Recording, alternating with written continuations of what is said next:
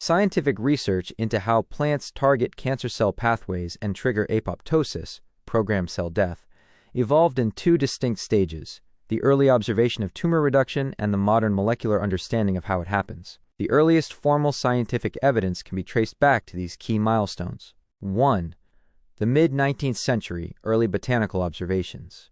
The very first documented scientific link between a plant extract and local anti-cancer effects was in 1861. Robert Bentley documented the local anti-cancer effects of an extract from the roots of Podophyllum peltatum, mayapple. 20 years later, the active ingredient, podophyllitoxin A was isolated. Scientists eventually discovered it inhibited the formation of the mitotic spindle, essentially freezing cancer cells so they couldn't divide. 2. The 1950s, the modern gold rush. The field exploded in the late 1950s due to a serendipitous discovery involving the Madagascar periwinkle, Catharanthus roseus. The discovery researchers were actually studying the plant as a potential treatment for diabetes, similar to your interest in diabetes research. They noticed that the plant extract caused a massive drop in white blood cell counts in rats. The result: this led to the isolation of vincristine and vinblastine in 1959. These were the first plant-derived alkaloids proven to disrupt tumor pathways and force cancer cells into metaphase arrest, leading to apoptosis. 3. 1972. The coining of apoptosis. While scientists knew plants were killing cancer cells, they didn't have a name for the specific way they died until 1972. Kerr, Willey, and Curry published a seminal paper coining the term apoptosis. They identified it as a natural, programmed death. The cell essentially realizes it is damaged and commits suicide rather than being killed by external trauma, necrosis. This allowed researchers to finally study how plant chemicals like Taxol from the yew tree or camptothecin specifically trigger the cell's own self-destruct switch. Why this matters for your garden: many of the plants in research-grade medicinal gardens today, like yours in San Antonio, are being studied because they contain secondary metabolites, alkaloids, flavonoids, and terpenoids. These chemicals act as the plant's own defense system, and researchers are trying to see if they can trick human cancer cells into recognizing those chemicals as a signal to undergo apoptosis.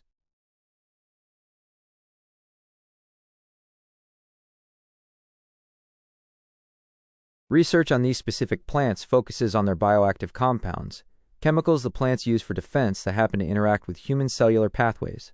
When you combine capsaicin from the chiltepin with moringa, leaves and seeds, you are creating a duiyao, herb pair, that targets inflammation and metabolic regulation from two different angles. 1. The anti-cancer mechanism, targeting apoptosis. Both plants are studied for their ability to trigger apoptosis, programmed cell death, in cancer cells while leaving healthy cells alone. Capsaicin, chiltepin. Research shows capsaicin binds to TRPV1 receptors on cancer cells. This causes an overload of calcium into the cell, which triggers the mitochondria to release enzymes that tell the cancer cell to dismantle itself, apoptosis. Moringa, leaves and seeds. Moringa contains isothiocyanates, similar to those in broccoli, and moringin. Studies show these compounds inhibit survival pathways in tumors, like the nitrogen monofluoride kappa B pathway, and arrest the cell cycle, preventing the tumor from spreading. The synergy, capsaicin, acts as the accelerator for cell death, while moringa provides the antioxidant shield to protect the healthy surrounding tissue during the process. 2.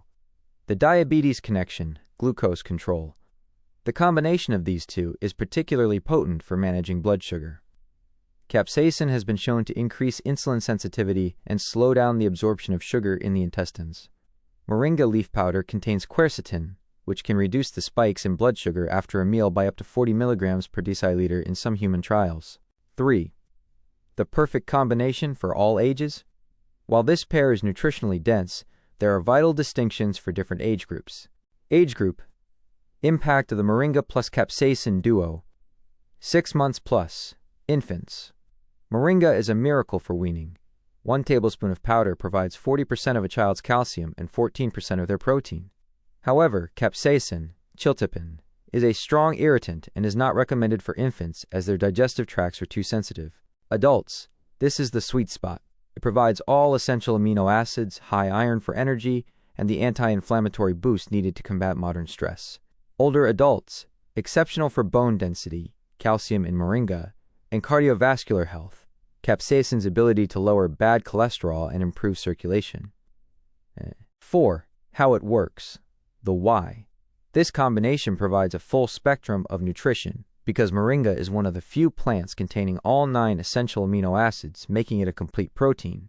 When paired with the metabolic heat of the chiltepin, it ensures that these nutrients are processed and burned efficiently by the body.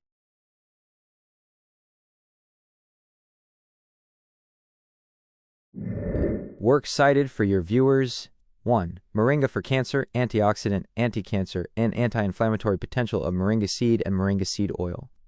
2019. PMC 11561834. 2. Capsaicin and apoptosis, anti-cancer effects and mechanisms of capsaicin in chili peppers. 2015.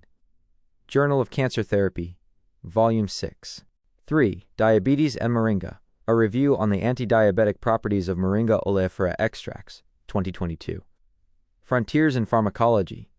4. Infant Nutrition, Nutritional Value of Moringa, 2011. Village Volunteers, WHO-based nutrition studies. 5. Synergy, Enhanced Antioxidant Activity of Capsicum annuum and Moringa oleifera, 2017. MDPI Microemulsion Study.